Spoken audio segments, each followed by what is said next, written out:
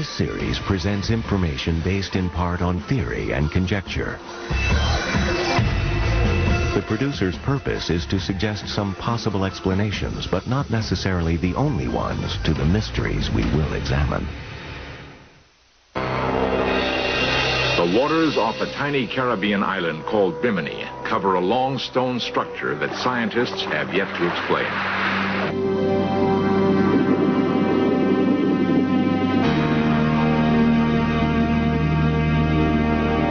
The stones appear to be so carefully placed, some people have concluded they are either a road or a wall, perhaps even a remnant of Atlantis. A nearby healing well is supposedly linked to the mystical springs of that lost civilization. While diving near Bimini, a San Diego physician claims discovery of a submerged pyramid, inside which he found a crystal ball. He says this crystal emits a power capable of repelling metal.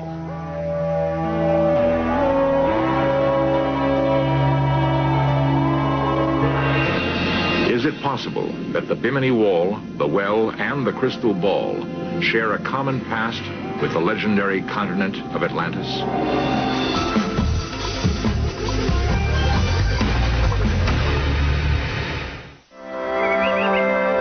The Twin Islands of Bimini, 60 miles east of Florida, are a tropical paradise, home for 2,000 people. The atmosphere is relaxed and happy.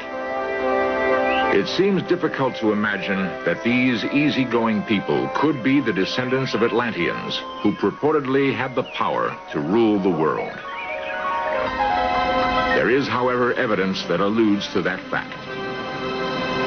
Beyond the fashionable yachting docks in the dense undergrowth of the North Island is the figure of a fish etched in sand. Native lore gives no clue to what it represents, but it does lie close to a mysterious series of huge square rocks submerged in 15 feet of water off the coast. The blocks are so perfectly fitted together that some people have likened them to a Roman highway. No clues exist to the origin of the blocks. There are claims that they are ordinary beach rock, which broke off from the Bimini coastline thousands of years ago. Such formations are common in tropical waters throughout the world. One of those who believes the wall is beach rock is Eugene Shin, a U.S. Geological Survey team member who conducted an analysis of the Bimini Wall. We did two types of things. First, we cored the blocks, and we determined that they were beach rock. And every geologist, and that's dozens of geologists, have looked at those rocks, and everyone has come to the conclusion it's beach rock because it's so easy to recognize. The question is, are those slabs of beach rock in place? Shin and a three-man diving team used hydraulic drills to bore through the rocks. 18 cores were taken. The goal was to determine if the stones had once been part of the coastline. If so, had they fallen into the sea or been carefully placed in position? After drilling down half a foot, the geologists removed the cores and examined them closely. The pattern of the grain indicated that the stones had formed naturally and then at some later date became submerged. This finding led to Shin's own conclusions about the origin of the wall. I think that it's an entirely natural phenomenon, composed of beach rock, as I pointed out earlier, and a combination of a little rise in sea level and the scouring out of the sand underneath has caused the blocks to settle to the bottom. And all of the various shapes can easily be explained by well-known natural phenomenon familiar to all geologists. Shin points to a similar phenomenon occurring at the Dry Tortugas National Park south of Key West, Florida. Could the constant attack of the surf have created the lines in the Bimini Wall, just as it has created these individual blocks in the Tortugas? Other questions remain unanswered. How could the Bimini Wall have dropped 15 feet when the natural erosion rates indicate that it should be no deeper than 3 feet below the surface? More importantly, how could part of the wall run perpendicular to Bimini's coastline? We are left to ponder the possibility that the Bimini stones were so carefully cut and aligned, they are in harmony with existing natural beach rock. This painstaking placement would require sophisticated mechanical tools. Such tools could only be designed and handled by people of superior intelligence. In the 1930s, psychic Edgar Casey predicted that part of Atlantis would surface in the late 1960s. In 1968, the Bimini Wall was discovered. Was it possible that the strange stone structure could be part of Atlantis or one of its outposts?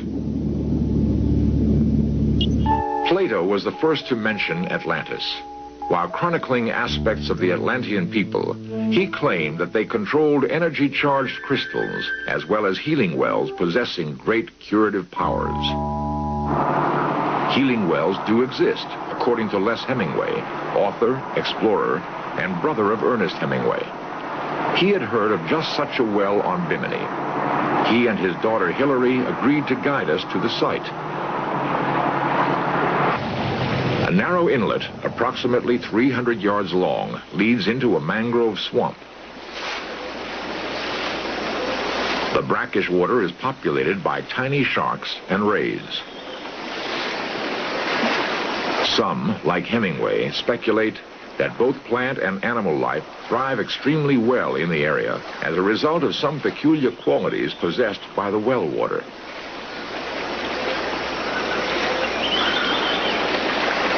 Admittedly, Hemingway is not an expert on the well's special properties as a result of direct personal experience.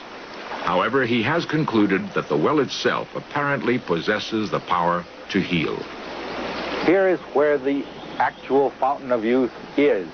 The flow is thousands of gallons per day, and it's absolutely cold, pure, fresh water coming right up in a saltwater pool. The water apparently has definite curative powers because various people who have both major and minor ailments have soaked in it and have experienced an amazing amount of ease from their problems. People who have gout, for instance, have found that the gout disappears in 2 or 3 soakings. Other people with small skin cancers and people who have skin inflammations have found that the inflammations and the small growths on their skins have literally disappeared as a result of poultices and soaking with water from this fountain. Surprisingly, Hemingway's claims have received some scientific support. Miami psychologist Adolfo Villasuso tested the well waters and found an unusual amount of a certain element. There were 2 water samples that I had analyzed in 2 local laboratories. One of them I took myself because I was kind of surprised at the high amount of lithium that was found in the well. It was a substantial amount.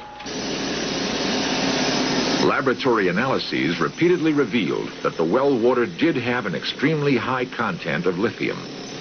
Researchers within the last 10 years have found that lithium has been particularly useful in producing soothing reactions in both normal and disturbed people. Originally, before it was known that lithium exerted a calming, a therapeutic effect in people with manic depressive illnesses, there are stories in Roman times, in the Middle Ages, that people with this illness were sent to wells which were high in lithium, and lo and behold, they were cured. Did an ancient race know of Bimini's lithium well? If so, perhaps Plato's assertion that Atlantis possessed magical waters was correct. The way this well has been cut down through solid rock and the way this well seems to be so well hidden are 2 very different things. The hiding part, I think, may have developed in the last few hundred years and is a result of just local growth. But the cutting down through solid rock is something that had to be done by intelligent beings who had access to great use of tools and most unusual tools. We don't know whether Atlanteans did this or not.